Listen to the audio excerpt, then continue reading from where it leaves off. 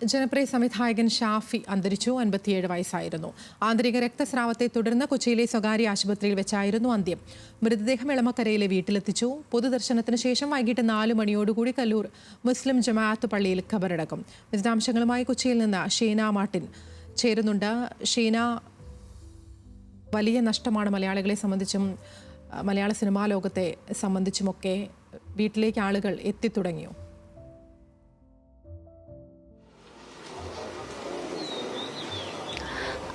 ഇപ്പോൾ എളമക്കരയിലുള്ള ഷാഫിയുടെ വീട്ടിലേക്ക് സന്ദർശകർ എത്തിത്തുടങ്ങിയിരിക്കുന്നു. രാവിലെ 6 മണി മുതൽ തന്നെ സന്ദർശകർ എത്തിത്തുടങ്ങിയിരുന്നു ഷാഫിയുടെ വീട്ടിലേക്ക്. ഇന്നലെ രാത്രി 12:25 ഷാഫിയുടെ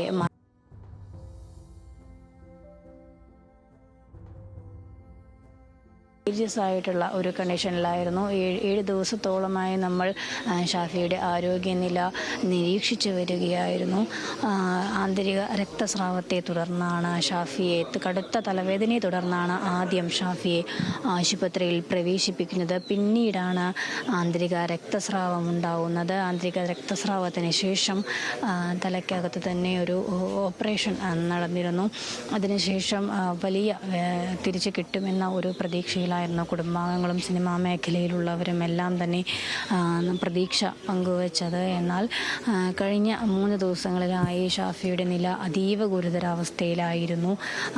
സിനിമാ പ്രമുഖരടക്കമുള്ള നിരവധി പ്രമുഖർ ഷാഫിയെ ആശുപത്രിയിൽ വന്ന് സന്ദർശിച്ചിരുന്നു. അപ്പോഴൊക്കെയും ഷാഫിയുടെ കാര്യത്തിൽ പ്രതീക്ഷയുണ്ട്, സിനിമാ ലോകത്തിൽ നിന്ന് തിരികെ ആ സംവിധായകനെ കിട്ടുമെന്നുള്ള രീതിയിലായിരുന്നു മാധ്യമങ്ങളോടെല്ലാം പ്രതികരിച്ചത്. പക്ഷേ ഇന്നലെ 12:25 നില അതീവ ഗുരുതരമാവുകയും മരണം സംഭവിക്കുകയും ചെയ്തത്. മലയാളി പ്രേക്ഷകർക്ക് ഓർത്തു വയ്ക്കാനാവുന്ന നിരവധി സിനിമകൾ, വൺ മാൻ ഷോ എന്ന സിനിമയിലൂടെ സിനിമാ രംഗത്തേക്ക് എത്തിയ കലാകുടുംബത്തിലെ തന്നെ അംഗമായ ഷാഫി പിന്നീട് അങ്ങോട്ട് നടത്തിയ ജൈത്രയാത്രകളിലുടനീളം മലയാളി പ്രേക്ഷകരെ പിടിച്ചിരുത്തിയ സിനിമാ സംവിധായകനായി മാറി. കല്യാണരാമൻ, പുലിവാൽ കല്യാണം, വൺ മാൻ ഷോ, തൊമ്മനും മക്കളും, മായാവി, ചോക്ലേറ്റ്, ലോലിപ്പോപ്പ്, ചട്ടമ്പിനാട്, അത്തരത്തിലൊരു 2000 എന്ന കാലഘട്ടത്തിൽ തന്നെ 2000 മുതൽ 2010 തുടങ്ങിയ കാലഘട്ടത്തിൽ തന്നെ ഷാഫിക്ക് അവകാശപ്പെട്ടതാണ്, ഷാഫിയുടെ സിനിമകൾക്ക് അവകാശപ്പെട്ടതാണ്. പിന്നെയും കാണാൻ കൊതിക്കുന്ന സിനിമകൾ, റിപ്പീറ്റ് വാല്യൂ ഉള്ള സിനിമകൾ, എത്ര കണ്ടാലും മതി വരാത്ത സിനിമകൾ, ഷാഫിയുടെ സിനിമയിലെ ഡയലോഗുകൾ, അങ്ങനെ ഷാഫി എന്ന സംവിധായകനെ മലയാളി പ്രേക്ഷകർക്ക് പ്രിയങ്കരനാവുന്നത് ഇത്തരത്തിലൂടെയൊക്കെയാണ്. എക്കാലവും ഓർമ്മയിൽ സൂക്ഷിക്കാൻ കഴിയുന്ന സിനിമകൾ ആവർത്തിച്ച സംവിധായകൻ, ആവർത്തന വിരസത ഒട്ടും കൊണ്ടുവരാതെ സിനിമ നിർമ്മിച്ച സംവിധായകൻ, ഒട്ടേറെ മികച്ച കോമഡികൾ വെള്ളിത്തിരയ്ക്ക് സമ്മാനിച്ച സംവിധായകൻ, അങ്ങനെ ഒന്നിനു പിറകെ ഒന്നായി അടിച്ചിറക്കിയ സിനിമകളെല്ലാം തന്നെ ഹിറ്റായിരുന്നു ഷാഫിയുടേത്. മലയാളത്തിലെ പ്രഗത്ഭ നായകന്മാർക്കൊപ്പം സഹകരിച്ചു നിന്നു ഷാഫി. രണ്ടാമത് പുറത്തു വന്ന ദിലീപിൻ്റെ കല്യാണരാമൻ എന്ന ചിത്രം നമുക്കെല്ലാവർക്കും അറിയാവുന്നതുപോലെ തന്നെ ഒട്ടേറെ മുന്നിലാണ്. ഷാഫിയുടെ സംവിധാന കഴിവ് എത്രത്തോളം ഉണ്ടെന്ന് വ്യക്തമാക്കുന്നതായിരുന്നു ഷാഫിയുടെ എല്ലാ സിനിമകളും എന്ന് തന്നെ പറയാം. അമേരിക്കയുടെ ഒരു കുഞ്ഞാട് 2015 റിലീസ് ചെയ്ത 2 കൺട്രീസ്, ഷാഫി ദിലീപ് കൂട്ടുകെട്ടിൽ സംഭവിച്ച ഹാസ്യ സിനിമകൾ, ജനപ്രിയ സംവിധായകനും ജനപ്രിയ നടനും ഒന്നു ചേർന്നപ്പോൾ ജനിച്ച നിരവധി ഹാസ്യ സിനിമകൾ, അതൊക്കെ മലയാളി പ്രേക്ഷകരെ TV-ക്ക് മുന്നിൽ പിടിച്ചിരുത്തുന്ന സിനിമകളായിരുന്നു. മൾട്ടിപ്ലക്സുകളൊന്നും ട്രെൻഡാവാതിരുന്ന കാലത്ത് തന്നെ ഏകദേശം നല്ല രീതിയിൽ 3.5 കോടി രൂപയോളം മുടക്കിയെടുത്ത ചിത്രം നിർമ്മിക്കാനായത് ഷാഫിക്കാണ്. അത് ഷാഫിക്ക് മാത്രം അവകാശപ്പെടാനാവുന്ന കാര്യമാണ്. മലയാള സിനിമയിൽ ഏകദേശം 2 പതിറ്റാണ്ടിലേറെ തനിക്കുള്ള ഇരിപ്പിടം ഉറപ്പിക്കാൻ ഷാഫിക്ക് കഴിഞ്ഞതും അതുകൊണ്ട് തന്നെയാണ്. സംവിധാനം ചെയ്ത സിനിമകളൊക്കെ തന്നെയും വമ്പൻ ഹിറ്റായി മാറി.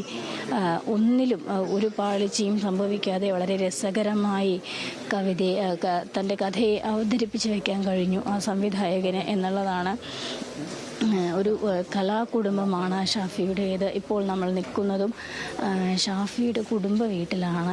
ഏറെ കാലമായി ഷാഫി ഇവിടെയാണ് താമസിച്ചിരുന്നത്. അകത്ത് മതപരമായ ചടങ്ങുകളും പ്രാർത്ഥനകളും ഒക്കെ നടക്കുന്നുണ്ട്. ഒരു 9 മണിയോടുകൂടി തന്നെ ഷാഫിയുടെ മൃതദേഹം ഇവിടുന്ന് കലൂർ മണപ്പാട്ടിപ്പറമ്പിലെ കൊച്ചിൻ സർവീസ് സഹകരണ ബാങ്ക് ഹാളിലേക്ക് അവിടുത്തെ ഹാളിൽ പൊതുദർശനത്തിന് വയ്ക്കും. അതിനുശേഷം വൈകിട്ട് 4 മണിയോടെയായിരിക്കും കലൂർ മുസ്ലിം ജുമാ മസ്ജിദിൽ ഖബറിസ്ഥാനിലായിരിക്കും ഷാഫിയുടെ ഖബറടക്കം നടക്കുക.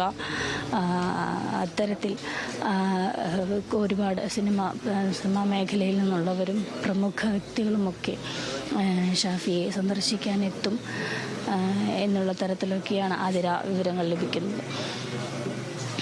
അതുതന്നെയാണ് മലയാള സിനിമാ ലോകത്തെ സംബന്ധിച്ച്, മലയാള പ്രേക്ഷകരെ സംബന്ധിച്ച് വലിയ നഷ്ടം തന്നെയാണ് ഉണ്ടായിരിക്കുന്നത് എന്നുള്ളതാണ്. ജനപ്രിയ സിനിമകളുടെ സംവിധായകനാണ്, മലയാളികളെ കുടുകുടെ ചിരിപ്പിച്ച സംവിധായകനാണ്, നർമ്മത്തിലൂടെ കഥ പറഞ്ഞു പോയിരുന്ന സംവിധായകനെയാണ് നഷ്ടമായിരിക്കുന്നത് എന്നുള്ളതാണ്. ആന്തരിക രക്തസ്രാവത്തെ തുടർന്നാണ് അദ്ദേഹത്തിന് മരണം സംഭവിച്ചത്. ഇന്നലെ ഏകദേശം 12:25 മരണം സ്ഥിരീകരിച്ചത്. അതിനുശേഷം ഇന്നിപ്പോൾ രാവിലെ മൃതദേഹം എളമക്കരയിലുള്ള വീട്ടിലേക്ക് എത്തിച്ചു. അവിടേക്ക് ഇപ്പോൾ ബന്ധുക്കളും ഉറ്റ ബന്ധുക്കളും അടുത്ത സുഹൃത്തുക്കളും അടക്കം കാണാൻ എത്തുന്നുണ്ട് എന്നുള്ളതാണ്. ഷീനയാണ് വിശദാംശങ്ങൾ നൽകിക്കൊണ്ടിരിക്കുന്നത്. ഷീന, ഈ പൊതുദർശനം അടക്കമുള്ള കാര്യങ്ങൾ, അതിനുള്ള ക്രമീകരണങ്ങൾ ഒക്കെ പൂർണ്ണമായോ?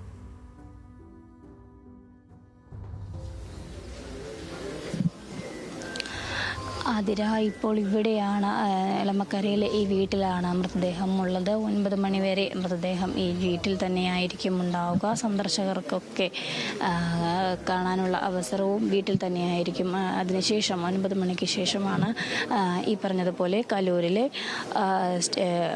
ഇവിടെ മണപ്പാട്ടി പറമ്പിലെ സർവീസ് സഹകരണ ബാങ്കിലെ ഹാളിലായിരിക്കും പൊതുദർശനം നടക്കുക. അവിടെ സന്ദർശകർക്ക് ദർശനത്തിനുള്ള സൗകര്യമുണ്ടാവും, മൃതദേഹം സന്ദർശിക്കാനുള്ള സൗകര്യമുണ്ടാകും. അവിടെയാണ് നമ്മൾ കൂടുതൽ പ്രമുഖരെ പ്രതീക്ഷിക്കുന്നത്. ശരി, എന്തായാലും ഏകദേശം 9 മണിക്ക് ശേഷമായിരിക്കും പൊതുദർശനം അടക്കമുള്ള കാര്യങ്ങളിലേക്ക് കടക്കുക എന്നുള്ളതാണ്. സംസ്കാരം അതിനുശേഷം ഇന്ന് വൈകിട്ട് 4 മണിക്ക് കലൂർ ജുമാ മസ്ജിദിലായിരിക്കും ഉണ്ടാവുക. ഷീന മാട്ടനാണ് വിശദാംശങ്ങൾ നൽകിക്കൊണ്ടിരുന്നത്.